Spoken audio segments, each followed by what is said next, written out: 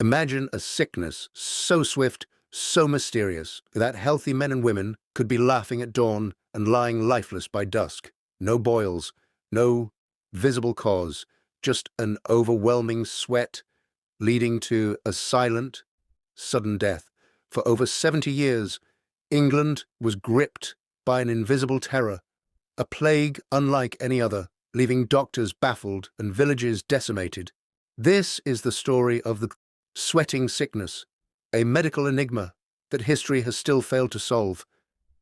It began with a shiver, a cold dread that crept into the bones, then an unbearable ache in the head and limbs, followed by a sudden, intense heat as if an internal fire had ignited, and then the sweat, not a gentle perspiration, but a torrent, drenching clothes, bedding, and bodies.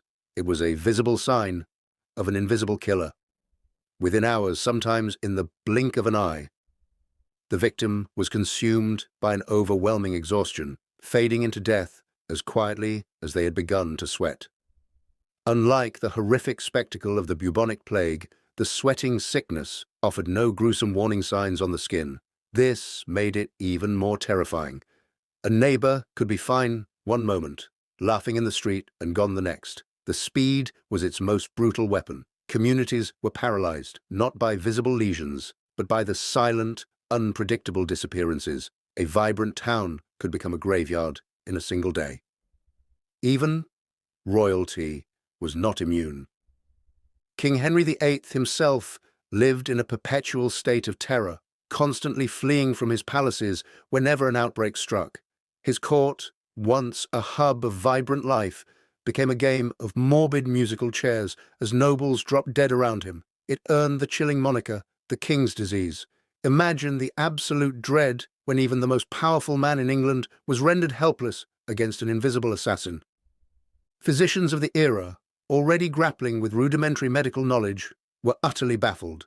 They tried bleeding, purging, and bizarre herbal concoctions, all to no avail. Every supposed cure proved useless against this spectral enemy. The medical community watched in despair as thousands succumbed, unable to offer anything but comfort in the face of an unstoppable force. It defied their understanding, a true medical enigma that mocked their every effort. Then, as mysteriously as it arrived, after 5 brutal waves that spanned over 70 years, the sweating sickness vanished from England in 1551. It never returned. To this day, its true cause remains one of history's most terrifying cold cases. Was it an unknown virus that burned itself out, a hantavirus carried by rodents, or a form of influenza that evolved into something unrecognizable? The answers are lost to time, leaving us with a chilling reminder of an invisible killer that stalked an entire nation, leaving behind a legacy of fear and an enduring question mark. What do you think was behind England's terrifying sweating sickness? Share your theories in the comments below. If you thought the sweating sickness was strange, wait until you hear about the 2 children who climbed out of a pit in 12th century England, with skin as green as a leaf. Be sure to like this video and subscribe to the Oracle Mysteries.